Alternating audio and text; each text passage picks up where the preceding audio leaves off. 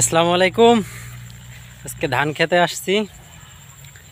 ধান আল্লাহর রহমতে পাকা শুরু করছে।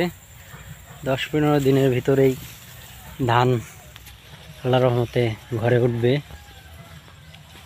যাই হোক, দোয়া করবেন যেন ভালো মতো ধানগুলা উঠাইতে পারি ঘরে। আলহামদুলিল্লাহ, আলহামদুলিল্লাহ, শুকর আলহামদুলিল্লাহ। আল্লাহর কাছে হাজার হাজার শুকরিয়া যে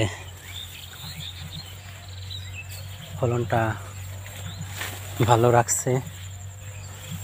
আল্লাহর কাছে হাজার হাজার শুকরিয়া। কি খবর? হ্যালো, ঘাস কাটতেছ? ঘাস তো সুন্দর ঘাস হয়েছে না? ইয়া ওই দিয়ে একটা লোক কাটে নিয়ে যেত, আমি ওই দিয়ে ঘাসগুলা কাটতাম। এখন নানাকে বলতেছে ঘাস নাই নাকি, বলতেছে আছে, আজকে জন্য কাটতে আসলাম। আমাদের গরু আছে, সমস্যা গিয়েছে, খেয়ে নেই একটাও এখন খেয়ে আনতে। আচ্ছা, নাও, সমস্যা নেই, দেখিও। কারণ পোকা টোকা তো নাই আল্লাহর রহমতে, না? না না, এটা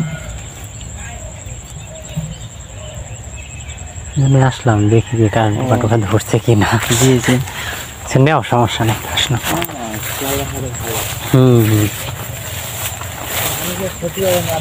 না না না না, খুব তোমার ক্ষতি আর একজনে করবে। তুমি একজনের ক্ষতি করলে এই যে এই বাতরে অনেক ঘাস, এটা নাও।